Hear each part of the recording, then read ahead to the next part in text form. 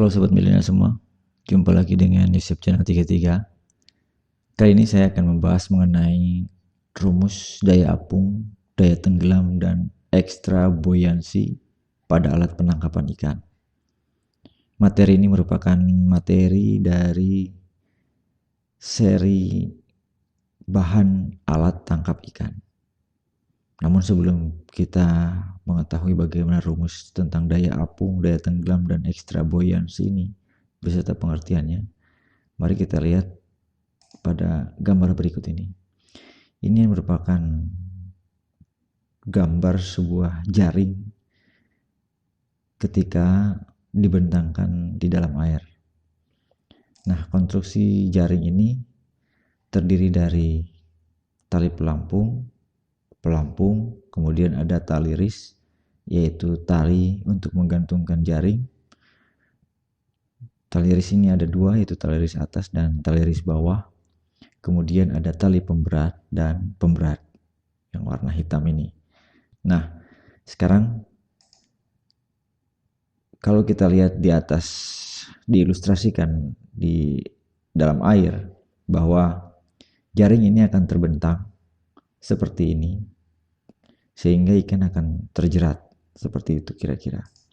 Dengan demikian, maka jaring ini sebetulnya ada dua gaya yang bekerja pada jaring ini, yaitu gaya apung, di mana gaya apung ini bergerak ke atas, dan gaya berat, di mana gaya berat ini adalah gaya yang searah dengan gaya gravitasi bumi, bergerak ke bawah, sehingga terjadi tarik-menarik dan jaring akan terbentang. Kemudian, apa yang dimaksud dengan pelampung sebetulnya? Jadi, definisinya adalah bahwa pelampung ini adalah semua benda yang melekat pada alat penangkap ikan yang memiliki massa jenis lebih kecil dari massa jenis air laut, di mana massa jenis air laut ini adalah 1,026 gram per cm kubik. Artinya karena dia lebih kecil, maka pelampung ini, bahan-bahan yang massa jenisnya lebih kecil ini tentu dia akan mengambang di atas air, di permukaan air. Sedangkan sebaliknya kalau pemberat berarti semua benda yang melekat pada alat penangkapan ikan yang memiliki massa jenis lebih besar dari massa jenis air laut, yaitu 1,026 gram per cm kubik. Sehingga kalau dia lebih besar dari massa jenis air laut, maka tentu dia akan tenggelam. Itulah yang disebut dengan pemberat. Kalau diilustrasikan seperti ini, pelampung ini dia memiliki massa jenis yang lebih kecil daripada massa jenis air laut, sehingga dia selalu akan naik ke permukaan air. Kalau pemberat, ini bukan pelampung tapi ini pemberat, massa jenis pemberat dia akan lebih besar daripada massa jenis air laut, sehingga dia akan tenggelam. Oke, jadi itulah kenapa jaring ini bisa terbentang di air, karena ada gaya apung dan gaya berat.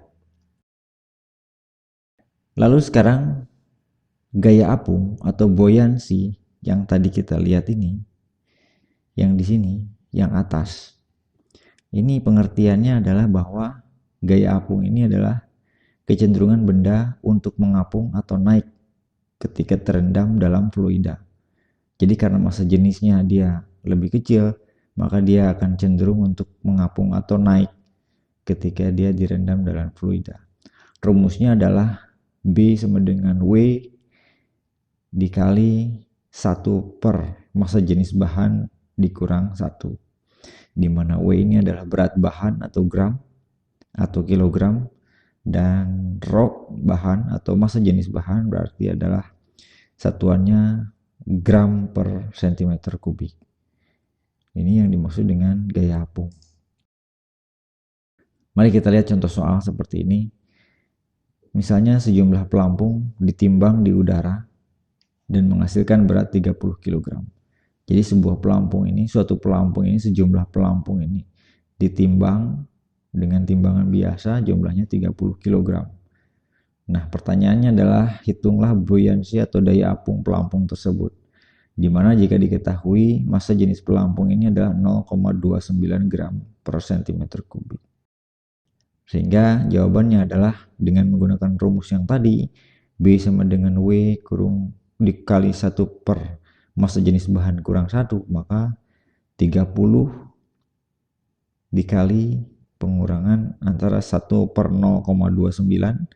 0,29 ini adalah massa jenis pelampung ini, dikurangi 1, sehingga 30 kali 2,45 sama dengan 73,45 gram. Ini adalah daya apungnya.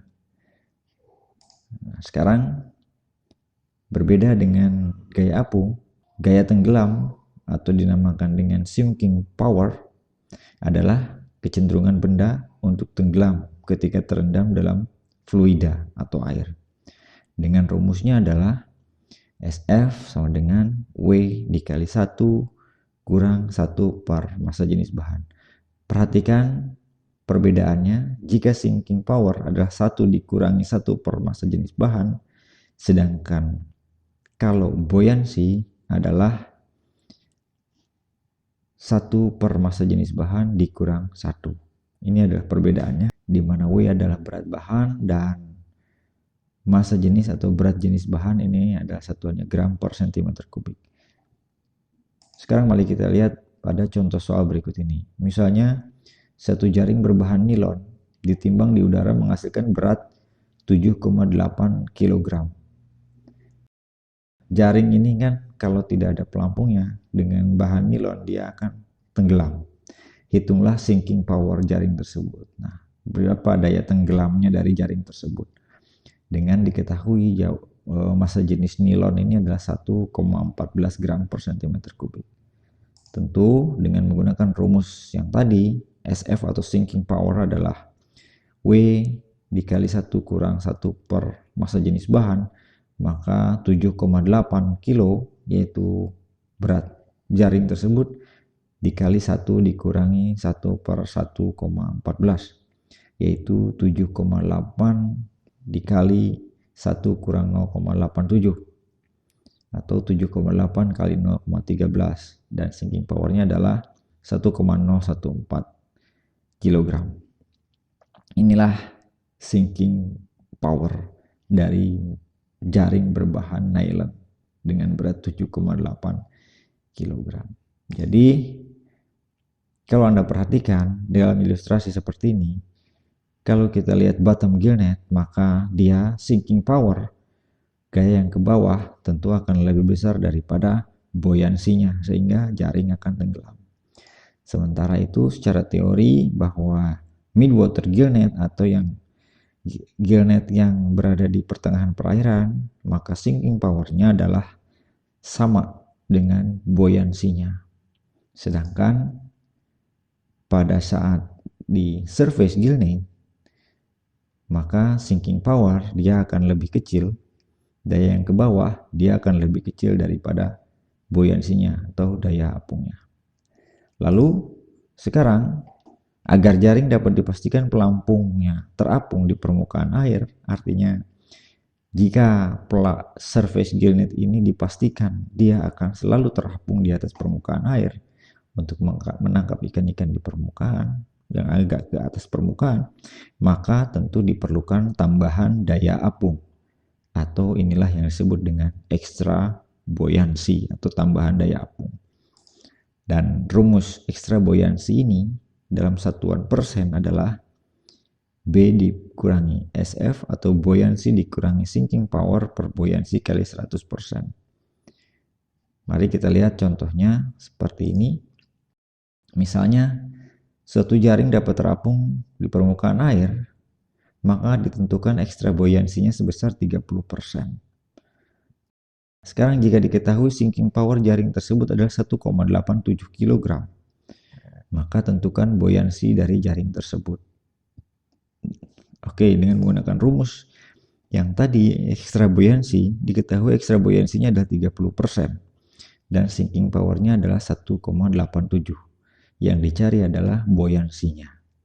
Sehingga dengan menggunakan persamaan matematika, 30B sama dengan 100B dikurangi 187. Saya kira teman-teman sudah tahu bagaimana cara menyederhanakan persamaan matematika seperti ini. Sehingga 70B sama dengan 187. Sehingga B adalah 187 per 70. Sehingga buoyansinya adalah 2,67 kg. Ini adalah total buoyansi yang harus dimiliki oleh jaring tersebut sehingga pelampungnya ada di permukaan air. Nah, sekarang jika buoyansi 2,67 kg ini, berapakah jumlah pelampung yang akan digunakan atau jumlah pelampung yang diperlukan? Nah, itu nanti akan kita bahas pada video berikutnya.